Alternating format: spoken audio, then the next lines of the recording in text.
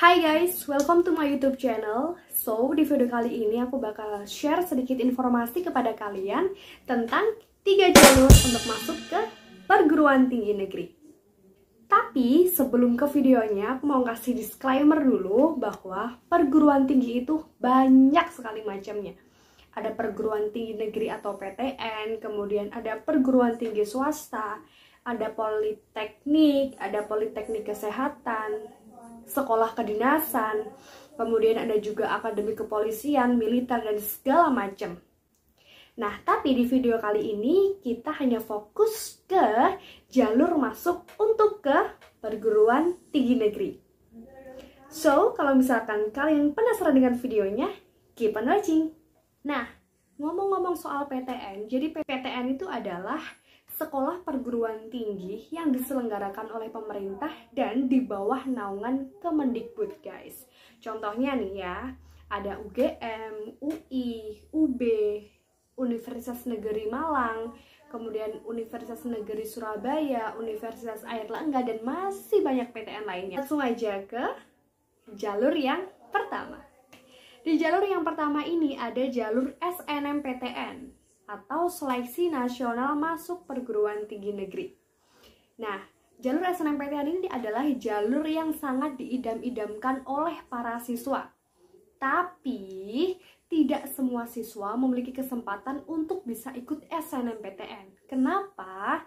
Karena yang bisa ikut SNMPTN itu hanya siswa yang lolos pemeringkatan sekolah atau siswa yang eligible.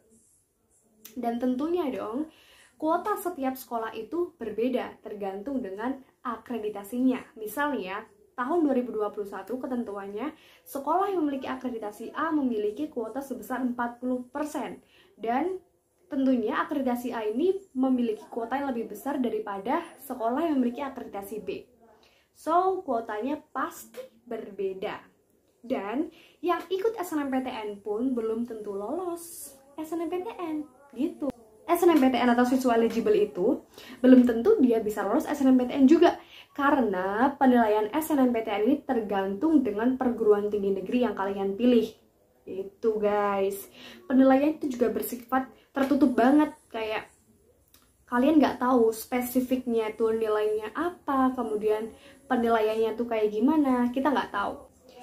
Dan yang bisa ikut SNMPTN itu adalah lulusan terbaru saat itu. Jadi untuk lulusan sebelum-sebelumnya itu tidak bisa ikut SNMPTN. Kedua, jalur SBMPTN, Seleksi Bersama Masuk Perguruan Tinggi Negeri. Nah, berbeda dengan SNMPTN. Kalau SNMPTN itu tanpa tes kan. Nah, kalau SBMPTN ini kita harus melakukan tes berbasis komputer atau biasa disebut dengan UTBK, ujian tulis berbasis komputer. Nah, ini diselenggarakan bersama serentak seluruh Indonesia. Kalau di SNMPTN itu hanya siswa yang terbaru aja, yang lulusan terbaru aja yang ikut, tapi berbeda dengan SBMPTN. Nah, SBMPTN ini bisa diikuti lulusan tahun 2021, 2020, dan 2019. Jadi, 3 angkatan ini bisa ikut dalam satu tes gitu. Paham?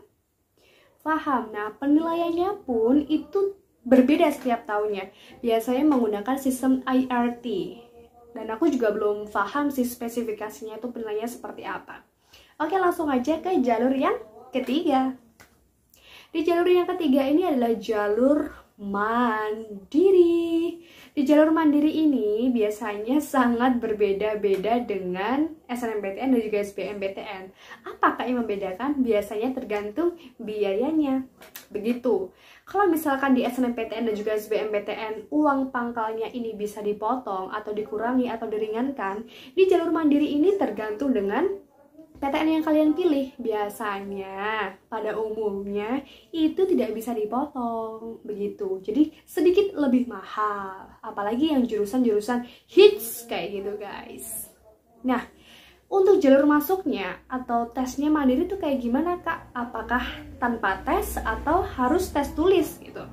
Nah, untuk tesnya melalui jalur mandiri itu tergantung sesuai dengan universitas yang kalian pilih. Biasanya nih ya, ada universitas yang memiliki ketentuan menggunakan nilai UTBK saja gitu karena pandemi seperti ini. Ada juga yang melakukan ujian tulis tuh, kayak ada namanya UTUL UGM.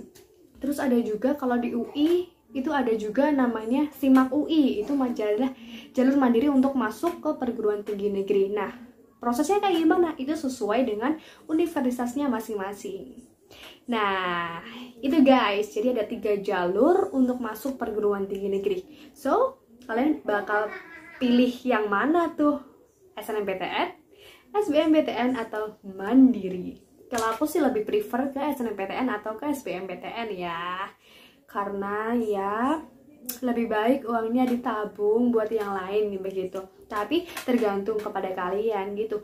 Bersakit-sakitlah dahulu di SNMPTN juga SBMPTN, kemudian jika sudah sakit dan masih gagal tetaplah bangkit. Seperti itu guys. So, segitu dulu video dari aku. Semoga kalian bisa lolos di jalur yang terbaik menurut takdir buat kalian. Kalau misalkan kalian semangat di SNMPTN, semoga kalian bisa lolos SNMPTN. Dan kalau misalkan kalian ikut SBMPTN, semoga hasilnya memuaskan. Oke guys, see you on next my video.